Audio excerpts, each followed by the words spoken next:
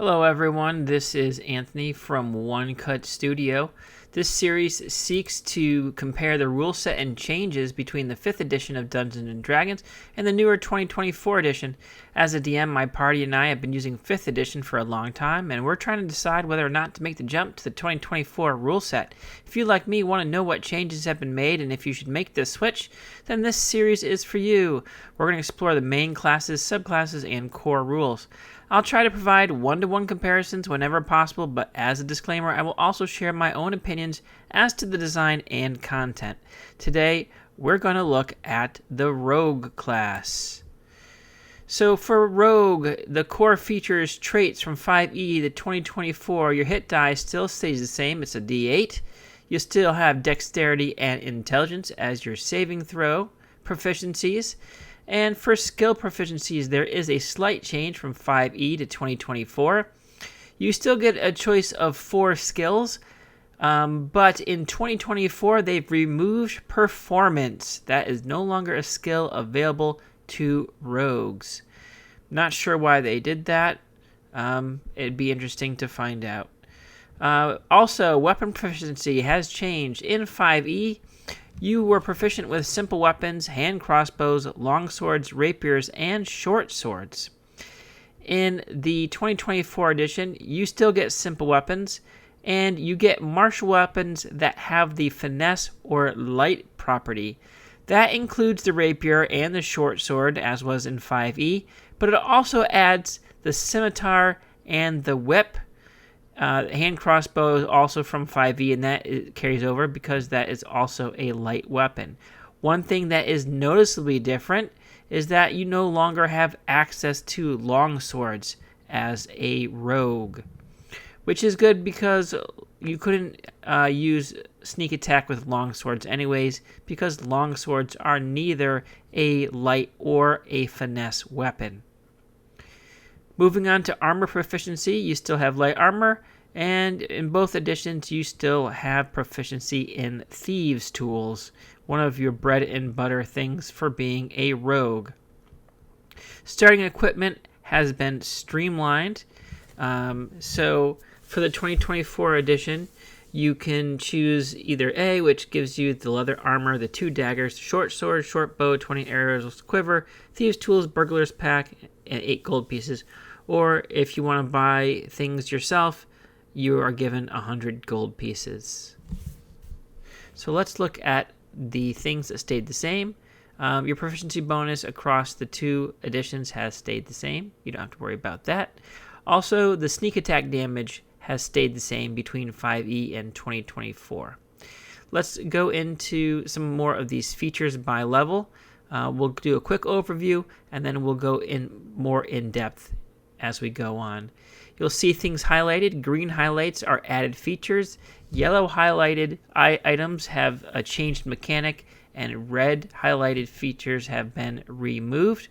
Sometimes removed, but from a level and added to a different level in the other edition.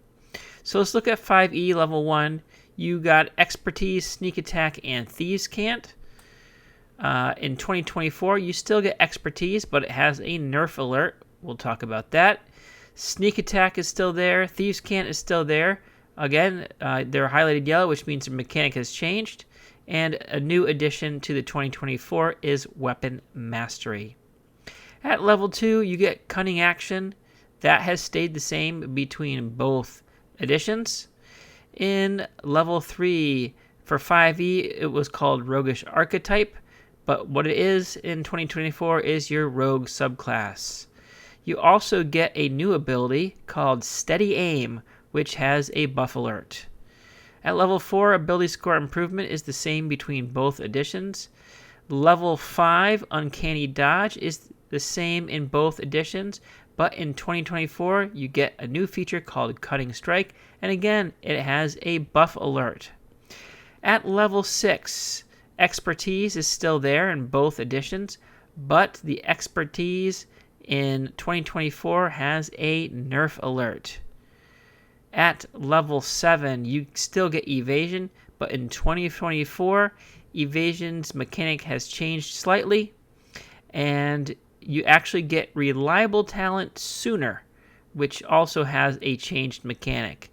So for 5th edition, you got Reliable Talent at 11th level, and in 2024, you're getting it 4 levels sooner at level 7. Level 8 and 9, those have stayed the same, and so has 10. So ability score improvement, subclass feature, ability score improvement. At level 11, like I said, for 5th edition, that Reliable Talent is gone.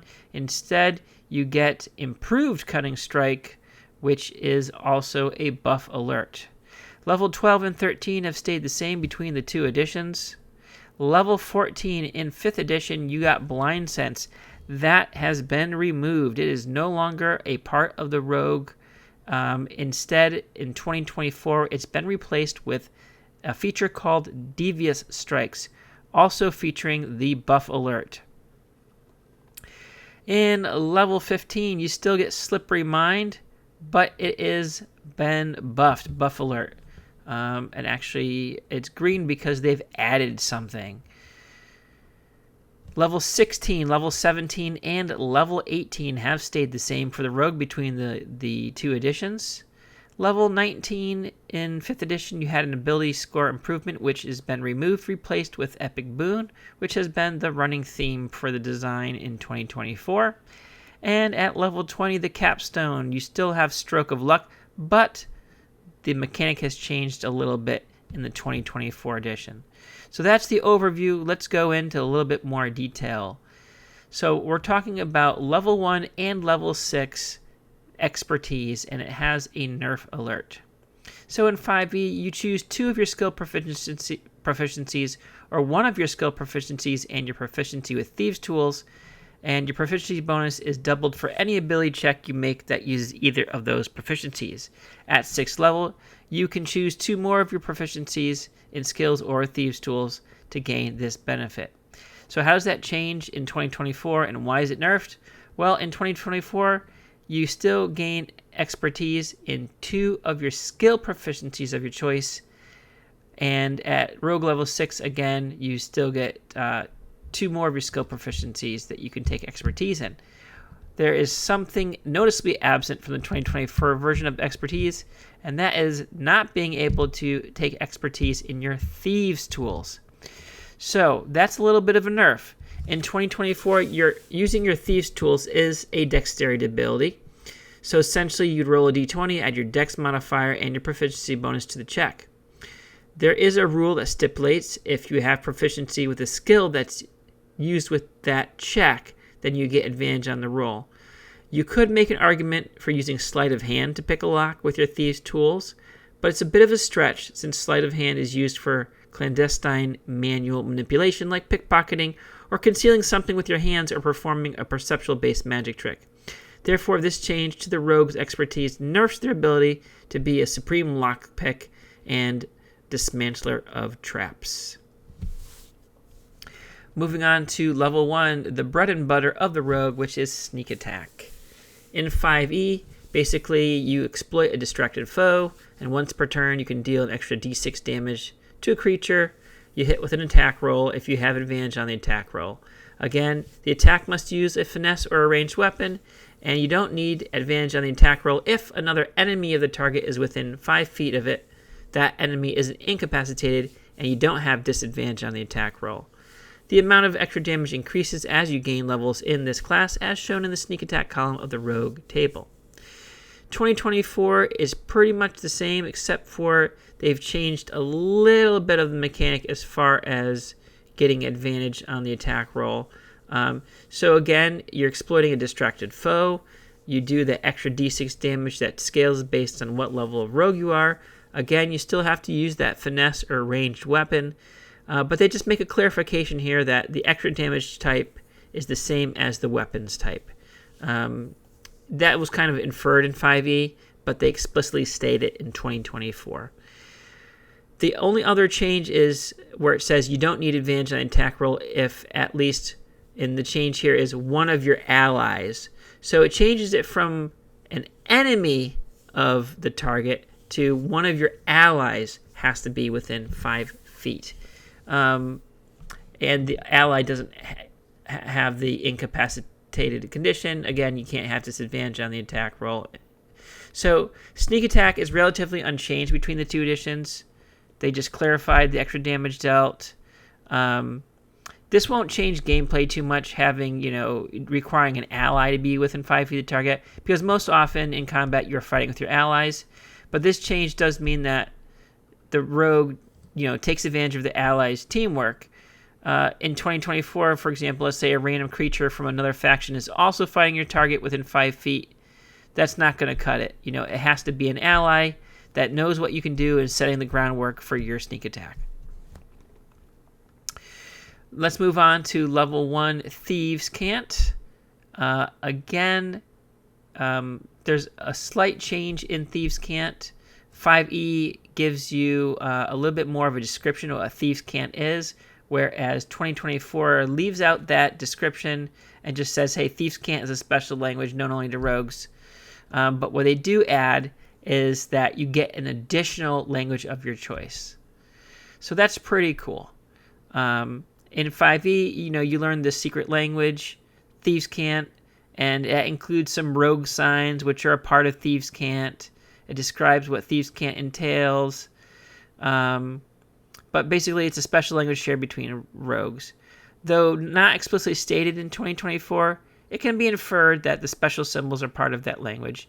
And then again, they also give you an additional language on top of Thieves' Cant, which is a nice bonus to the rogue.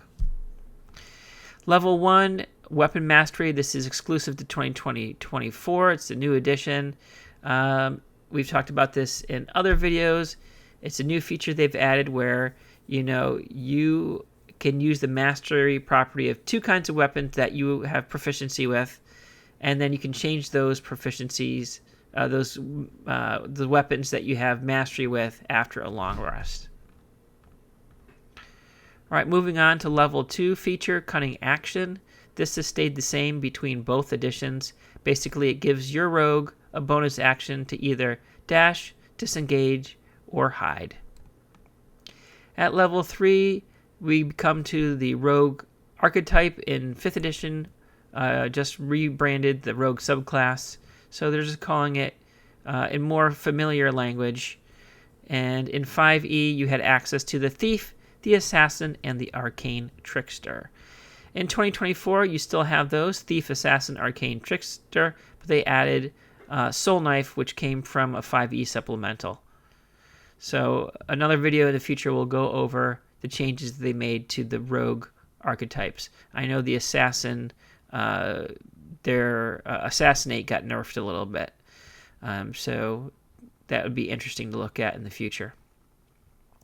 Looking at level 3, they added a new ability in 2024 called Steady Aim. This is a buff alert because as a bonus action, you give yourself advantage on your next attack roll on the current turn. You can use this feature only if you haven't moved during this turn, and after you use it, your speed is 0 until the end of the current turn. So this is a powerful ability. However, it's not overpowered due to the fact that your speed becomes 0, and basically you can't move before you use it. What this ability does guarantee you is a sneak attack this turn without you having to rely on an ally getting in position next to your target, or you having, since you're giving yourself advantage, you don't necessarily need to have advantage to start with. So an ability that guarantees the rogue their sneak attack is very powerful, but what balances this ability, preventing it from being OP, is that the rogue speed becomes 0, and since you use your bonus action to grant this advantage, you then can't use your cunning action to hide, or dash or disengage, literally leaving you unable to move and out in the open. All right, moving on to level 5. Again, another buff, new ability added in 2024 called Cunning Strike. So you've developed cunning ways to use your sneak attack. When you deal sneak attack damage, you can add one of the following Cunning Strike effects. Each effect has a die cost, which is the number of sneak attack damage die you must forego to add to the effect. You remove the die before rolling, and the effect occurs immediately after the attack's damage is dealt. For example, if you add the poison effect, which costs a d6, you remove a d6 from your sneak attack's damage before rolling. If a Cunning Strike effect requires a saving throw, quite a lot they do. The DC equals 8 plus your dexterity modifier plus your proficiency bonus. So what do you get for your Cunning Strike at 5th? You get Poison, which is a D6 cost. That's a small cost, which lets you add Toxin to your strike, forcing your target to make a con save. On a failed save, they have the poison condition for a minute. At the end of each of its turns, the poison target repeats the saving throw, ending the effect on itself on a success. And also, you also have to have a Poisoner's Kit on your person in order to use this effect. Trip. Also a cost of a D6. If the target is large or smaller, it must succeed on a dex save or have the prone condition. Withdraw. A cost of a D6. Immediately after the attack, you move up to half your speed without provoking opportunity attacks. So kind of like a mobile light. This ability is great for adding more options for the rogue to do in combat, other than hiding and doing a sneak attack, and at the cost of a single damage die from their sneak attack pool. It adds more complexity to the rogue, which can be a learning curve for players used to the 5e rogue, but from a design standpoint, it makes sense to build upon the rogue's bread and butter sneak attack by giving them more options to use it. And again, this ability gets further improved in later levels of the 2024 rogue. It's good to give the rogue combat options, but I'm a little hesitant on some of the action economy, such as applying the poison to your weapon in that short amount of time, or using a finesse weapon to trip a large creature, especially from a dex-based character versus a strength-based character.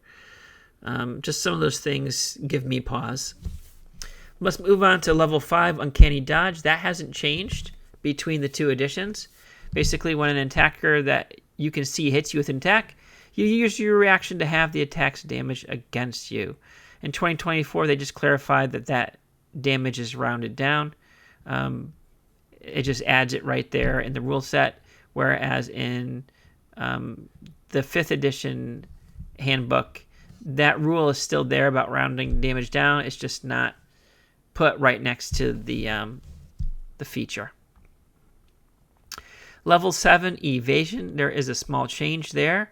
In 5e, when you are subjected to an effect that allows you to make a dex saving throw to take only half damage, you instead take no damage if you succeed on the saving throw and only half damage if you fail.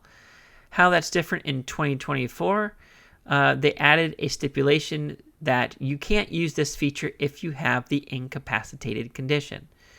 So the effects are still the same with that one caveat. So this is a rebalance, and it makes total sense. Theoretically, in 5e, the version of this ability was always active. So in 5e, being incapacitated meant that you couldn't take actions or reactions. If you were unconscious in 5e, you automatically failed dexterity saving throws. But under the logic of 5e's evasion, that would still mean you'd only take half damage. So therefore, the 2024 version of evasion, to me, is more logical and makes sense. You are not going to get the benefit of evasion if you are incapacitated. All right, that brings us to level 11, reliable talent from 5e, or in this case, reliable talent at level 7 in 2024. Either way, there is no change between the mechanics. So when you make an ability check that lets you add your proficiency bonus, you can treat a d20 roll of a 9 or lower as a 10. Now, I would still argue that a natural 1 is still a fail no matter what. But whenever you make that ability check, you can, if it's lower than a 9, you can still treat it as a 10. The only change, like I said, in 2024 is that you get this feature 4 levels earlier than you do in 5e. Let's move on to level 11, which is Improved Cunning Strike. This is a new addition to the 2024 Rogue, and it is a buff alert.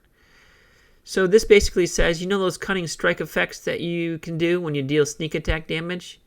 Well, now you can do 2 of them. They stack, as long as you pay the die cost for each effect. So you want to trip someone and poison them?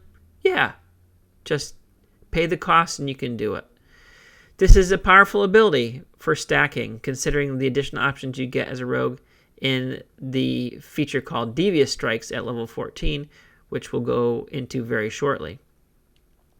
Speaking of level 14, at 5e you had Blind Sense, and this has been nerfed because it's completely taken out. Level 5, the 5e Blind Sense said, if you are able to hear, you are aware of the location of any hidden or invisible creature within 10 feet of you. So in 2024, the rogue no longer gets Blind Sense 10 feet. It didn't make much sense in 5e why a rogue would have Blind Sense, other than as a countermeasure to other rogues or stealthy individuals. So it makes sense to get rid of this feature for the 2024 rogue, based on the flavor they've established for it as a more versatile combatant with flexibility in their sneak attack. All right, talking about flexibility and sneak attack, that's where level 14 Devious Strikes from 2024 comes in, and again, buff alert, because now you gain more options to apply to your sneak attack. For example, Daze. This is a cost of 2d6. So instead of rolling, let's say, your sneak attack is 8d6, instead of rolling the 8d6, you'd roll the 6d6 for damage and take the 2d6 out to do the Daze effect. For this one, the target must succeed on a con save or on its turn. It can do only one of the following: move, take an action, or a bonus action. So you're limiting what a target can do. Knockout. This is a big cost, 6d6.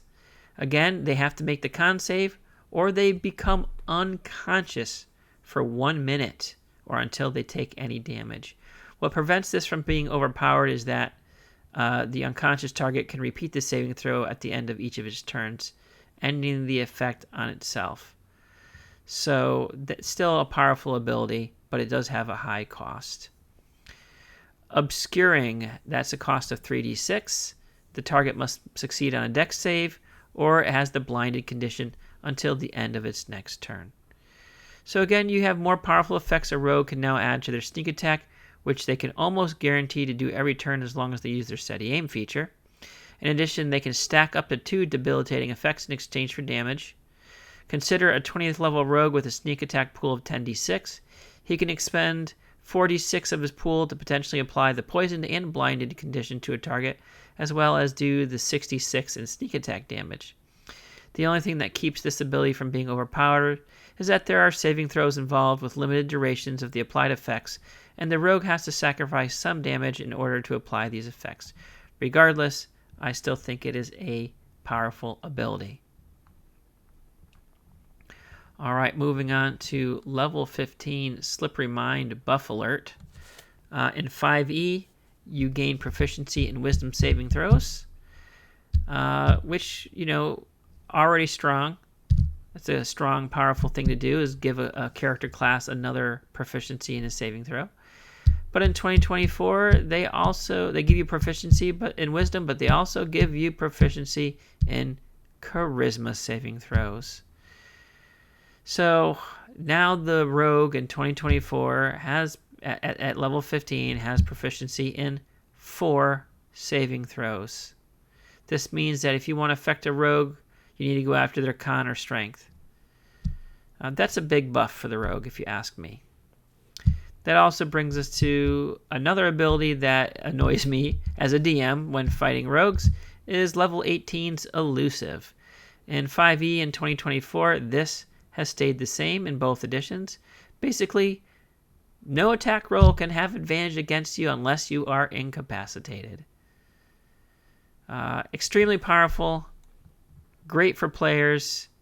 It's a little broken if you ask me as the DM, because here you have this character who, unless they're incapacitated, can never have advantage on them. Sometimes you want to give the rogue a taste of their own medicine, give them a sneaker attack or two, and this ability Elusive just makes it a little bit harder to do that. Level 19, the ability score improvement from 5e is gone. That's been replaced with the level 19 Epic Boon, which has been a constant theme throughout this design of 2024 edition. And now we get to the capstone, which is level 20 Stroke of Luck. So there's a little bit of a mechanics change here. In 5e, you have an uncanny knack for succeeding when you need to. If your attack misses a target within range, you can turn the miss into a hit. Alternatively, if you fail an ability check, you can treat the d20 roll as a 20. Once you use this feature, you can't use it again until you finish a short or long rest. In 2024, you have a marvelous knack for succeeding when you need to. If you fail a d20 test, you can turn the roll into a 20. Once you use this feature, you can't use it again until you finish a short or long rest. Although the wording is a little different, the mechanic for this feature is the same across both editions. In 2024, a d20 test applies to attack rolls and ability checks. So just like in 5e, if you fail the roll, you can take the 20 instead. However, under my interpretation, it is not a natural 20. So you're not giving yourself a critical hit, or a critical success, but you get to take the 20 and add your modifiers as normal. So, unlike 5e, this might not necessarily mean your missed attack turns into a hit. But with a 20, you still have a really good chance of that. And for that to be the case where your 20 plus your modifiers don't hit the creature you're fighting, that creature you're fighting must have an insanely high AC. Either way, Stroke of Luck is still a pretty lame ability for a level 20 capstone feature. So let's talk about the good, the bad, and the meh. The good, steady aim. Again, you're giving yourself advantage, so that's pretty powerful. It's double-edged sword because, again, your speed is reduced. Evasion, I like the rebalance of evasion. Basically saying, you don't get to use the feature if you're incapacitated. Reliable talent, you get it earlier. That's fantastic. And then the whole Cunning Strikes package, which includes Cunning Strikes, the improved Cunning Strikes, and the Devious Strikes. Just a versatile and powerful way to make your rogue more interesting in combat. Here's the bad, and it's bad for some, good for others. Expertise. This is bad for the players because since you can no longer take expertise in your thieves' tools, you can't be a supreme lockpicker, which I said is bad for the players, but is good for the DMs. Slippery Mind. This is good for the players, bad for the DMs. The added charisma save proficiency, like I said, is great, and players will love that. DMs not so much because they want to affect their rogues. Here's the meh. Weapon Mastery, you know how I feel about that if you've watched some of my other videos. Epic Boon, same. And then Stroke of Luck, like I said, it seems a little bit of a weak ability for a level 20 capstone. So overall, the designers must really like the rogue since they added far more buffs than nerfs. I always thought the 5e rogue was broken, especially the Assassinate rogue. It seems that the 2024 rogue, though balanced in some respects, is still very powerful. Cunning Strike adds more flexibility, but also more complexity. As a DM and a player who's played a lot of 3rd edition D&D rogues, it still annoys me at how easily 5th edition and 2024 rogues get their sneak attack and how much their damage output per round is. However, at least in the 2024 edition, rogues have more options for their sneak attack, which in theory should make them more fun to play in combat from a player's viewpoint. Still, some aspects of the 2024 rogues seem broken, Slippery Mind elusive, in my opinion. I'd also add Steady Aim to that if it weren't for the 0 speed penalty applied. So that's the rogue. If you liked this video or found it useful in any way, please give it a like, leave a comment, or share, and subscribe to this channel for more videos. Once again, thank you for watching.